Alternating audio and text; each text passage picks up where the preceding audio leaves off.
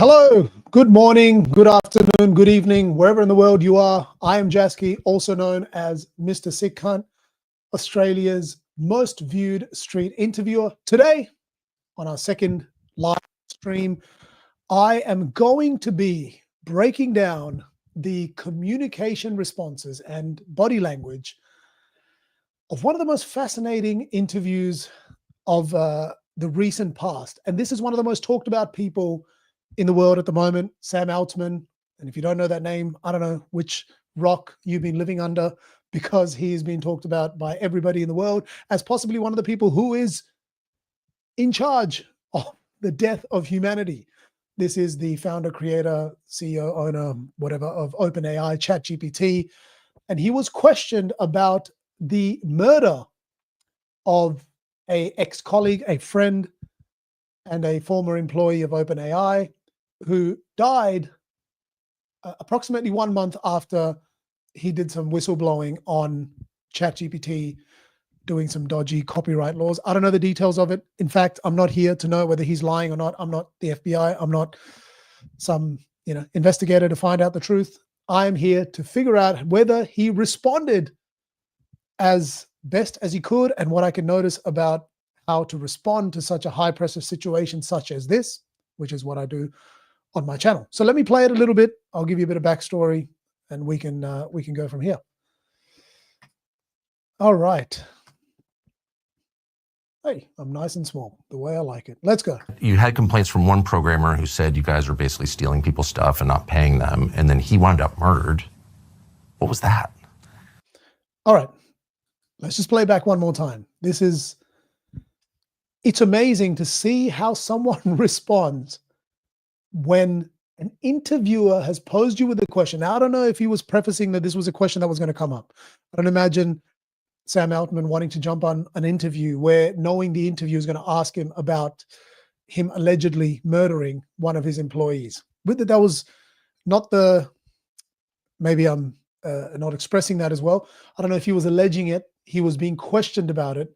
And to be questioned out of the blue, it is fascinating to see someone's response. So let's watch how he responds, first and foremost, when the interviewer, Tucker Carlson, actually asks him about potentially the murder of an employee. So you had complaints from one programmer who said you guys were basically stealing people's stuff and not paying them, and then he wound up murdered. What was that? First, before I even get a response, before a word, your body can share a lot before you even open your mouth. One of the usual sayings, body language is 98% of communication, whatever it is. But have a look. Look how he firstly poses the question. If you look at the interviewer, what is this? Can I actually? No, I don't know what the hell I'm doing right now. Ignore that. I was trying to draw on the screen, but I don't think I can. So if you can see his reaction, the way he's asking the question, and then you see Sam Altman's excessive nodding in this one moment. What was that? Also a great tragedy. So it is amazing when you're posed and put into a high pressure situation, having control of that situation is virtually everything, and your body can always showcase amazing signs. So let's just go back. I know I'm being annoying here, but it's very interesting to see that first reaction when you're thrown into one of these situations. Stuff and not paying them, and then he wound up murdered. See how he excessively nods in that one situation. First response is to look down. Now, like I said, I don't know if this is an admission of guilt. It doesn't really matter. That's not what I'm here to do. I'm here to try and break down things you notice and how better to respond to one of the most high pressure situations, and how it could have been, should and could have been done, and what has been done. First response is to look down. Not necessarily a good thing. When being posed with a challenging, tough question and something you're uncomfortable with, it is important to maintain eye contact. Someone confronts you. I've been confronted sometimes with quite a challenging question directly to me, looking down. does not signify confidence. Looking down typically means you are in kind of protective mode. You've been thrown off guard. You are now trying to avoid people noticing your body language. You are hiding. So already not a good way of handling the first part of that interaction. Now, I won't annoy you any further. Let's play it through a little bit from the start. So you had complaints from one programmer who said you guys were basically stealing people's stuff and not paying them, and then he wound up murdered. What was that? Also a great tragedy. He committed suicide.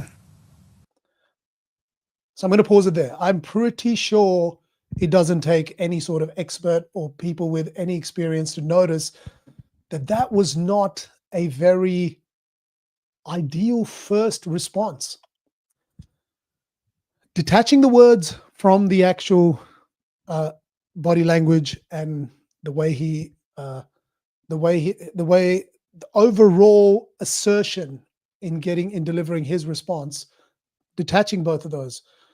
So if you listen to the words, when he said suicide, it was from the back of the throat. The word was broken and it was kind of didn't even come out. Like the word wasn't even said.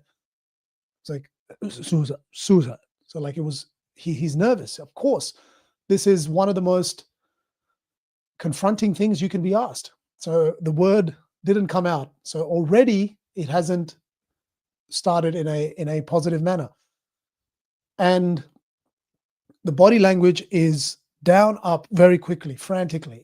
It is very protective. So initially, already off the bat, not the way you would handle that. Now, again, I always have to preface it because I feel like I'm being unfair to a person because being thrown into the gladiator cauldron when you're being asked such a question, I'm doing it retrospectively. Me being asked a question, I may respond in a similar manner, but maintain eye contact, breathe. Silence is everything. And then the first word to say, I think it's a suicide, or it was a suicide. What did he say? Also a great tragedy. He committed suicide. Also a great tragedy. He committed suicide. Also a great tragedy. He committed suicide. The two phrases just are strange. It is a sign of nerves there. Like you've got to come out with some level of assertion. Follow the first chain. Also a great tragedy. Something here about I wish his family the best, and obviously we'll go through it. There are other parts to this where the power dynamics start to change, but something along the lines of about the grief of the family. It was a tragedy. It was sad. You can follow that chain. And also then when something is already in question and he knows there has been a level of interrogation about this instance, you potentially don't want to just jump out and say it's a suicide.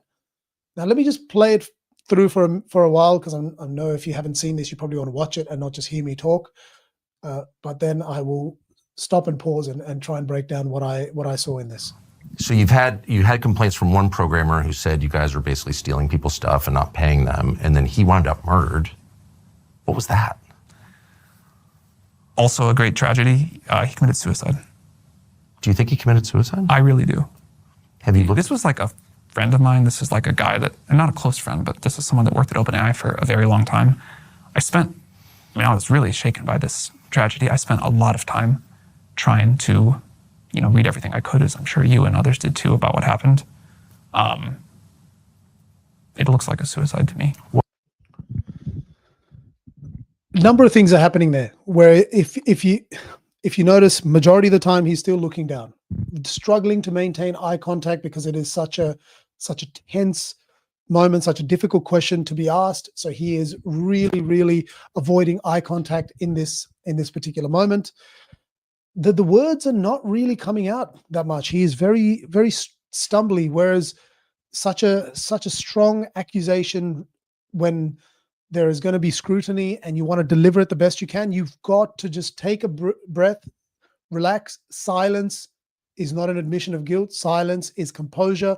Silence allows you to curate what you want to say before jumping in. And saying something that millions and millions of people are going to scrutinize, and one right here, is to really take the time to pause, and in those situations where I have been really confronted by a very, very uncomfortable situation or something that just throws me off my guard, maintain eye contact, soft eye contact, not serial killer, murderer eye contact, and then silence. Take the time to respond and respond confidently. It was a suicide, I believe. I wish the family, whatever, in this time of grief, and I can, and then you can follow. I don't actually know what he said, so I kind of forgot here. But let's play it for a second. I'm not a close friend, but this is someone that worked at OpenAI for a very long time. Friend of mine. This is like a guy that, I'm not a close friend, but this is someone that worked at OpenAI for a very long time. Another thing you notice is typically people, when they're closing their palms, you notice in this situation he's got his palms closed when answering the question, and palms inward is normally self-comfort, typically. So I'm going to put the mic down for a second.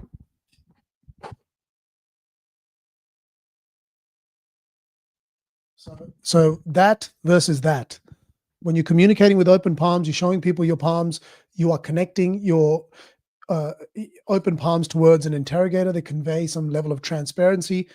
Inward palms show a little bit, you're vulnerable. You're showing an unconscious desire to protect yourself. And it's a slight nuance, but I think people do notice the difference here. Friend of mine. This is like a guy that, I'm not a close friend, but this is someone that worked at OpenAI for a very long time. I was really shaken by this tragedy. I spent a lot of time trying to, read everything I could, as I'm sure you and others did too, about what happened. It looks like a suicide to me. Why does it look like a suicide? It was a gun he had purchased. It was this is like gruesome to talk about, but I read the whole That's right.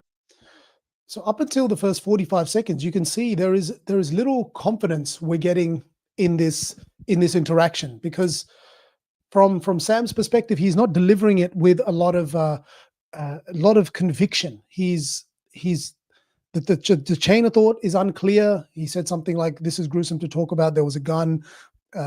He labels a topic gruesome, yet he doesn't have any sort of clarity to explain why he's just randomly now said the word gruesome and wants to avoid this conversation.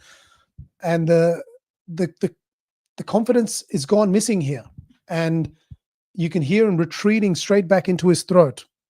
Your voice will always reveal the tension before your voice, and your body will reveal the tension before your words do. And you can feel in this situation that he's got narrowed breath, his chest is rising, he's visibly nervous and is not delivering it in the most confident manner, which would showcase the other party that he knows what he's talking about. Here it's all nerves. But again, I'm saying it is not an admission of guilt. It just means it is a tense topic. So his body is showcasing all signs of nerves. His voice is showcasing nerves. He's got his palms inwards, always palms outward when you want to showcase transparency. No, I did not know what the situation is. I did as much investigation as I could, and I cannot arrive at the answer. I don't actually know what it is. Sometimes ambiguity of not knowing what it is at least doesn't mean you are being defensive. This is all coming across defensive. But the conversation here does get interesting because the power dynamic slightly changes. Medical record, does it not look like one to you? No, he was definitely murdered, I think. There were signs of a struggle, of course. The surveillance camera, the wires had been cut. He had just ordered takeout food, come back from a vacation with his friends on Catalina Island. No indication at all that he was suicidal. No note and no behavior. He had just spoken to a family member on the phone. And then he's found dead with blood in multiple rooms. So that's impossible. Seems really obvious he was murdered. Have you talked to the authorities about it? I have not talked to the authorities about it. even up to there, he's not speaking very clearly. I'm not talking to. He's not saying with any confidence. It's like he's trying as best as he can to not really say anything. It's like a mouse that's at the moment just can't produce the words. It is obviously not, the communication here is not demonstrating. The communication is showing signs of him being incredibly defensive and worried about this current interaction. That's the overall perception that the audience is getting here. They're not getting confidence that what he's being asked, we believe you. Okay, so yeah, a lot of signs of nervousness, fidgetiness, and not having conviction in what you're trying to say. And his mother claims he was murdered on your orders. Do you believe that? I'm asking. I mean, you just said it. So do you believe that? I think that. Now this is an interesting part. Now this part of the interaction is fascinating. It's like, I've paused it probably at the ideal moment. Now you look at the expression in the face, in his face, and the way he is now seated. It's a little bit different to how he was before. It's like the nerves has changed to a little bit of anger, maybe a little bit of frustration, which a very trained person in communication and in the world of PR, which he of course has to be scrutinized at all times, is he knows that now he's a little bit pissed off that there is this line of questioning. This is fascinating, where the overall power dynamics, where he was the one being put into the spotlight, bombarded with this questioning, which he was not handling very well. Now it's switched, and the technique is question the question. If you don't want to answer the question, you can question the question. And if you can respond with a question and try and get clarity on the accusation from the person, they sometimes don't have clarity themselves. So this was a fascinating way to turn around, saying, do you believe that? Do you believe that you're saying his mum is blaming me for this murder, that I orchestrated in some way or had some involvement in it? Do you believe that? And putting that back onto the person is now giving you a level of power. You're somewhat in the driving seat of this interaction. So let me play it back. It's very interesting. Impossible. Seems really obvious he was murdered. Have you talked to the authorities about it? I have not talked to the authorities about it. And his mother claims he was murdered on your orders. Do you believe that? I'm asking. I mean, you just said it. So do you believe that? I think that eye contact, strong eye contact. Do you believe that he's sitting straight, not fidgeting much, not looking down, directly looking back at the interviewer? Do you believe that? And then you see the interviewer now showcasing signs of nerves. So that it is a little bit of a switch in the power dynamics. It's changed slightly. Very interesting. When you question the questioner, it can flip it a little bit. It's a very powerful strategy. it is worth looking into.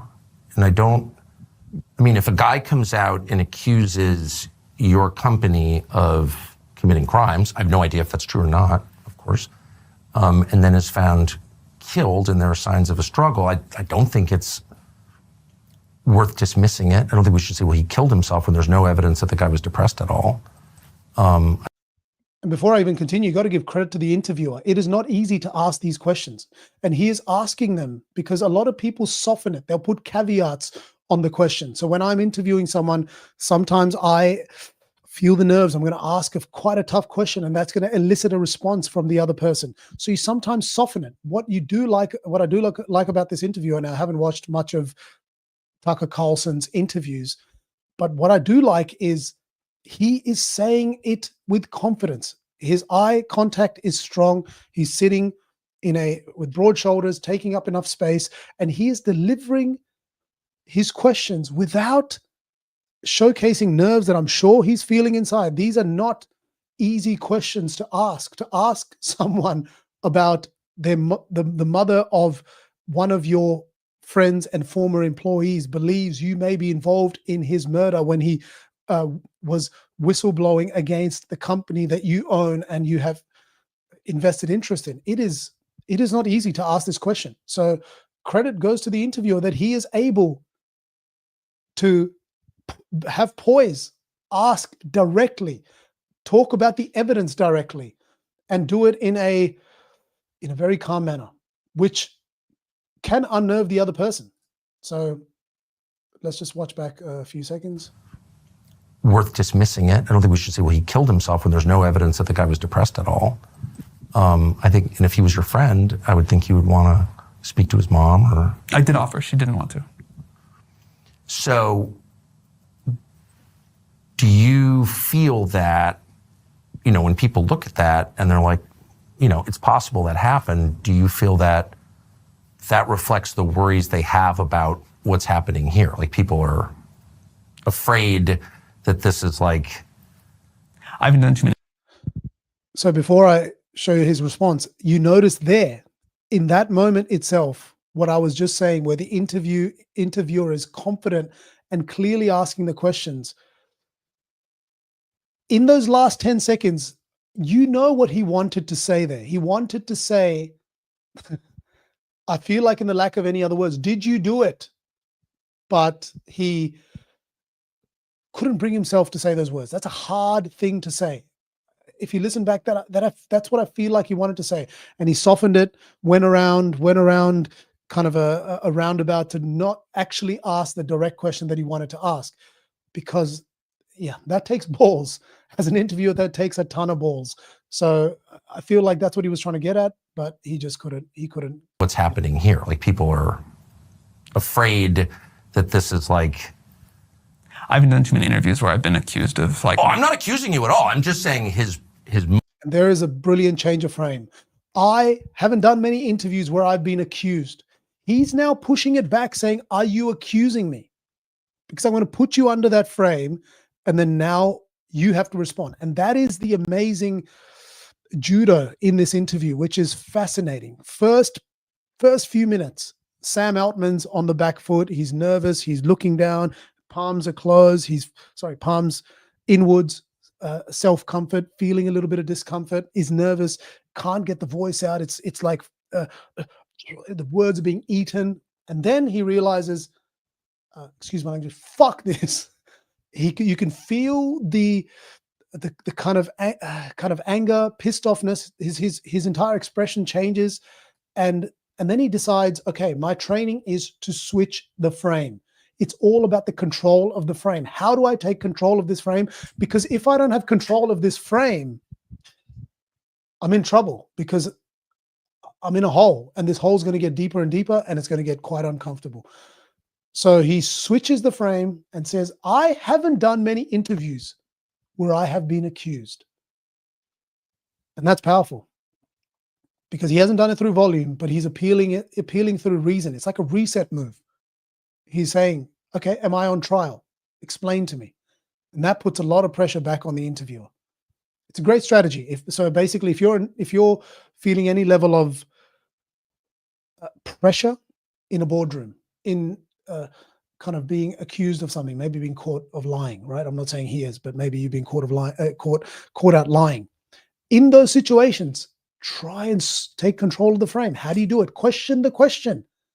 Put it clear what you are being asked, because if it's normally unclear, it's in between the lines. The lines are gray. So if you can clearly say, hey, is this what you're asking me? It puts the pressure back on the person. I talk a lot, so let me play it through. Mother says that I don't think a fair read of the evidence suggests suicide at all. I just don't see that at all. And I also don't understand why the authorities, when there's signs of a struggle and blood in 2 rooms on a suicide, like how does that actually happen? I don't understand how the authorities could just kind of dismiss that as a suicide. I think it's weird. You understand how this sounds like an accusation? Of course. And I certainly, let me just be clear once again. Again, beautiful. Why respond? Because what is the benefits of getting into the semantics? Why respond? Why provide any justification? You are now being asked a very tough question of, what happened to one of your former employees? Did you have anything to do with this? This guy was saying something against your company. What's the benefit of saying anything? Like, anything you say is now going to be scrutinized. Anything you say is now going to be taken as some form of evidence of what you know. So flip it. Beautiful. That's the way to do it. Flip it. Call it out and go, do you know what this sounds like? And that's amazing. That's awesome. Because it now makes the interviewer have to say clearly what they want to say. The pressure is back on the interviewer. Not accusing you of any wrongdoing, but I think it's worth finding out what happened. And I don't understand why the city of San Francisco has refused to investigate it beyond just calling it a suicide. I mean, I think they looked into it a couple of times, more than once, as I understand it. I saw and I will totally say, when I first heard about this, it sounded very suspicious to me. Yes. And I know you had been involved in. Was mother You were asked reached to out look into to the case. And So this part's a little bit strange, where he just got himself, so I'm talking about Sam, he got himself out of the semantics and semantics into the details of what happened. And now he kind of tried to take the approach of, I want to empathize with what you're saying because I might develop some rapport. Because there was a little bit of disconnect, there was tension. And the easiest way to obviously soften the tension is, let's develop a little bit of rapport. Let's develop a bit of a relationship here. And what did he do? He's like, well, the case was investigated twice. And, you know, the first time I looked into it, it sounded a little bit suspicious. A weird approach to take after you had the power in your control. You had the control, and now you've gone back, straight back into the semantics, and also right at the top. Now I'm going to just make sure I don't lose the time here. So we're at 3 minutes 29. I'll come back to it. But if you look at, Also a great tragedy, he committed suicide. so right at the top, when he was asked about it, you know what happened? It was weird. He wound up murdered. What do you think happened? Great tragedy. It was a suicide. Okay. He said it without any doubt. He said it was a suicide. There was no doubt. He just said it. It was a suicide. And where did I say we were? 3 minutes 29. his mother You were asked reached to look out into the case. And I don't know anything about it. It's not my world. So I didn't get the right part, but basically he's gone back to, let me play it so you know what I'm talking about. More than once, as I understand it. I saw and I will totally say, when I first heard about this, it sounded very suspicious to me. Yes. So there you go. He's gone from the tops saying very confidently that he believes it's a suicide. And then later on, he's now trying to develop some level of rapport or connection and trying to showcase a bit of honesty, because honesty allows you, showcasing something that people don't expect you to say, which is him saying any admission of he thinks it was suspicious. Nobody expects him to say that. Nobody expects him to say, communication expert right here. Nobody expects him to say that he thinks there is any level of suspicion. He should be clear that there is no suspicion. But the fact that he says it, he thinks, well, this is going to buy me some brownie points. But what that's done now is add more confusion, because at the top, he was very clear about what he thought it was. And now he's saying, when I first read it, I was a little bit confused. And obviously he explains it here a little bit, so I'll let it play. But there's in communication, you want to stick to the same message. And if you're very, very forthright, clear, assertive about a stance, maintain that stance. Any fluctuation or any sort of rough edges in the stance, people take the opportunity to jump in, and it showcases a sign of, ooh, this message is not on a strong foundation. And I know you had been involved in. Was mother You were asked reached to look out into the case. And I don't know anything about it. It's not my world. She just reached out cold. She reached out cold. Wow. And even that, he's again trying to now switch back to put some pressure on the interviewer, saying, so the mother reached out cold? It's a great question to ask. Put the pressure, put some level of switch the power dynamics a little bit in this situation. Is it's like a little bit of a wrestle.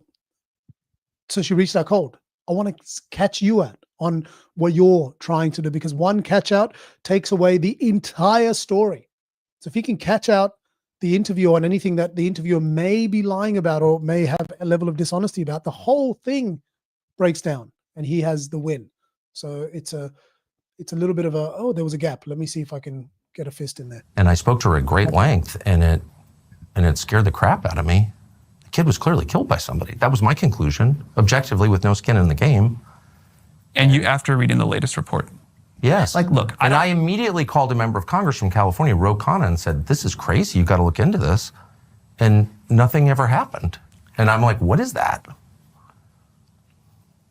Again, I think this is, I feel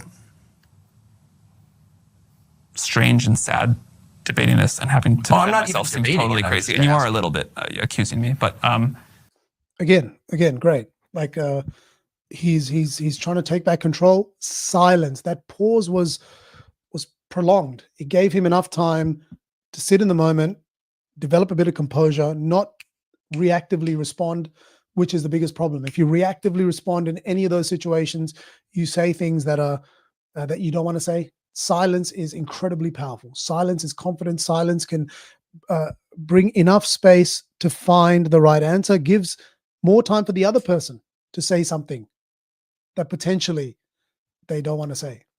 So he gave himself time to be grounded and then put the accusation back on him, because he's the one being accused here. So why not flip the script, take control of the frame once again? So let's play. This was like a wonderful person and a family that is clearly struggling. Yes. And I think you can totally take the point that you're just trying to get to the truth of what happened. And I respect that.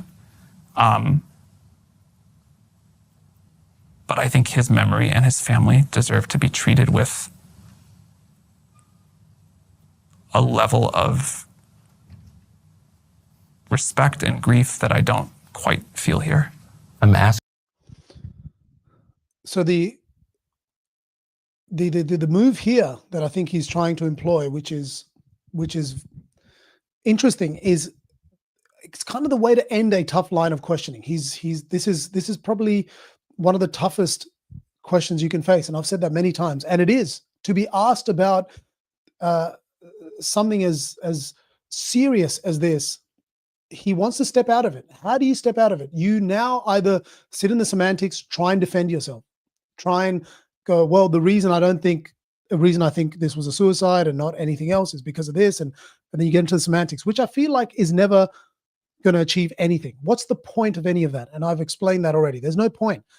The other option is you get aggressive and you respond like in an angry, doesn't achieve anything either. It just makes you look even worse. You flip the frame, which he did really well, but then he fell right back into it by getting back into the semantics. So now the approach to employ is let's move it out of any detail-oriented, practical conversation and move it into an emotional conversation. Because when you move it into the world of emotion, we forget the details. And then we feel like a total dick if someone is talking about the emotions of a particular family going through a level of grief because their son was potentially murdered or committed suicide, to now go back into the details of it. He's saying the family must be suffering. He's trying to invoke empathy. He's moving the debate to a more of a moral ground and then forcing the other side to soften and talk about emotion. So he's trying to step out of it. And that's why the long pause. And then he goes, okay, I need to get out of this. And he's a trained communicator, move to emotion. Looking at the behest of his family. So I'm definitely showing them respect. And I'm not accusing you of any involvement in this at all. What I am saying is that the evidence does not suggest suicide. And for the authorities in your city to elide past that and ignore the evidence that any reasonable person would say adds up to a murder, I think is very weird. And it shakes the faith that one has in our system's ability to respond to the facts. So what I was going to say is after the first set of information that came out, I was really like, man, this doesn't look like a suicide. I'm confused. This looks like... Okay, so I'm not being crazy here at all. Well, but then after the second thing came out and the more detail, I was like, oh, okay. What changed your mind? The second report on the way the bullet entered him and the sort of person who had like followed the sort of likely path of things through the room. I assume you looked at this too. So this is one of the biggest breakdowns in his responding here, where he essentially said the first report gave me some signs of confusion and I didn't really fully believe it. Then I read the second report and it was completely obvious that it was a suicide and not a murder. And then upon being asked, what gave you that impression? And he just fumbles badly through it and doesn't really say anything. I don't know what he said, something about a gun, and it just went all over the place, which you can see in the, and this is what I want to pinpoint, because I noticed something incredible here, which we always say, but here is the perfect sign of this, of your body and your voice showing you what you're saying before the words even come out. Have a look. So he's talking here about like followed the sort of likely path of things through the room. Something likely path of things through the room. Look at what happens with his eyes here. Likely path of things through the room. See that? There's like a little eye flicker. Likely path of things through the room. I assume you... I'm sure you can see that. There's like an eye twitch and a weird redirect because the pressure is too much. There's a lot of pressure here because he's been put on the spot and he's trying to explain why he thinks it's a suicide. He knows he's out in a corner somewhere. This is why you don't get back into the semantics. He was back in the semantics. He tried the emotional approach and then again tried to build rapport by talking about the report and saying all this stuff about, oh, well, you know, I didn't believe it, but then it was the conviction was there on the second one, and then got himself in a corner and his body is reacting. There is, you know, your brain writes a paragraph, but you're still in sentence two. You're just, the adrenaline is spiking. There's a lot of, the micro tells are starting to show, and you can see it with the likely path of things through the room, the twitching of the eyes.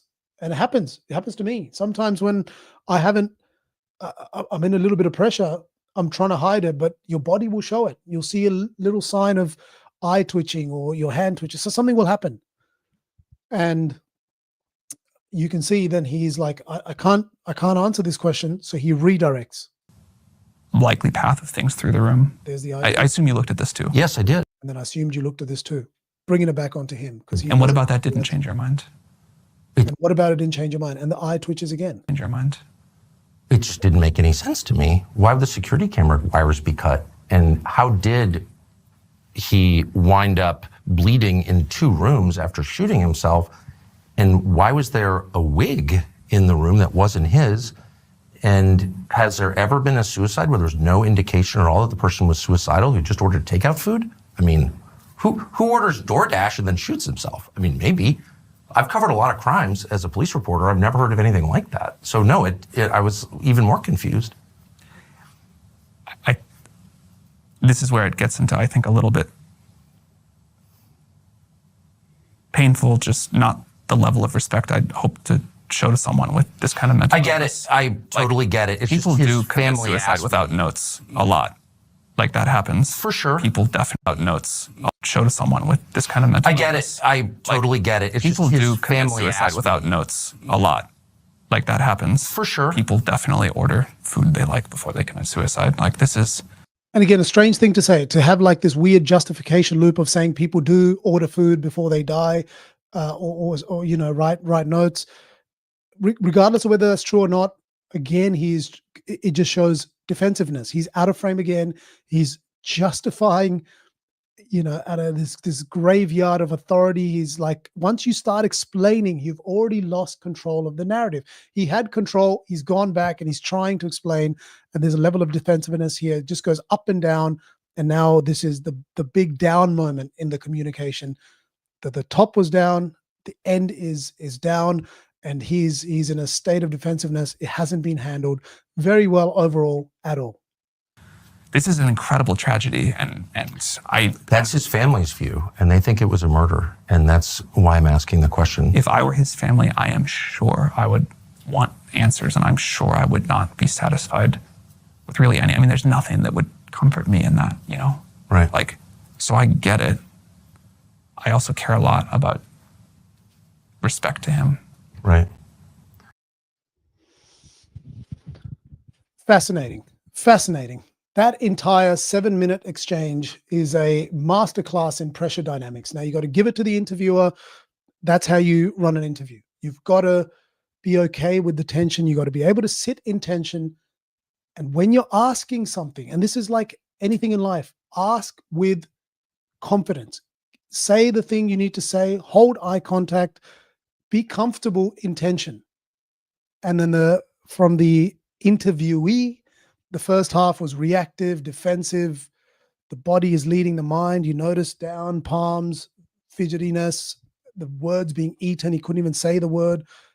Then when the practice kicks in, you saw a moment where the practice kicks in. And then the training showcases, let's sit straight, shoulders back, silence, breathe. How do you get control? Question back the question. And it's all about the composure.